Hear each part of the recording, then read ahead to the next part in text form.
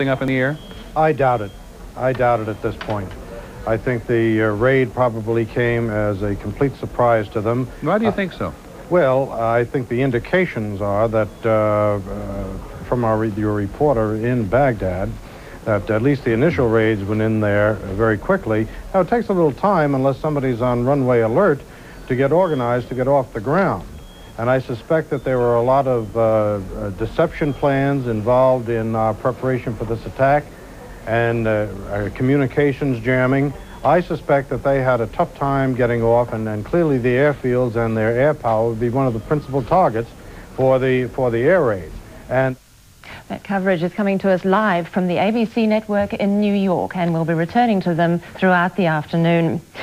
90 minutes after the outbreak of the Gulf War, there was no confirmation of any Iraqi counterattack anywhere in the region. Correspondents in Iraq's capital, Baghdad, say after a brief lull, there was a second air attack on key installations in the city. Air raid sirens have been sounded in the Saudi Arabian capital, Riyadh, and in Bahrain.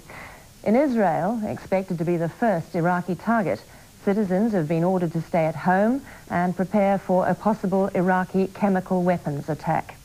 In Jordan, caught between Iraq and Israel, there are no signs of hostilities.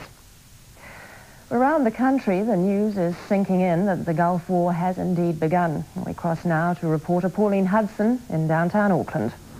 Well, Judy, within minutes of war breaking out, I canvassed local opinion on what they thought of the new developments. Most people seemed aware that the United States had raided Kuwait and Iraq, but they were still terrified about the consequences. It's rather frightening, isn't it? Yeah, it makes me feel a little bit ill, but I guess it had to happen.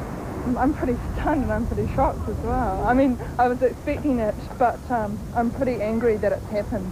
It's a grave pity that it's broken out, that they couldn't avoid it somehow.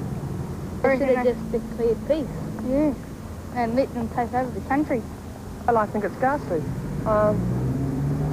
My response is that it's going to be over very quickly. I think it was inevitable. Just hope it doesn't get nuclear and they're not too many people are killed and it gets resolved quickly. It's terrible. I think it's terrible. I mean, that's the worst thing that could have happened, ever. The mood of people out there on the streets, Pauline? Well, people are pretty anxious, as it was reflected in those comments there. They're sort of sitting around watching radios and televisions waiting for any developments.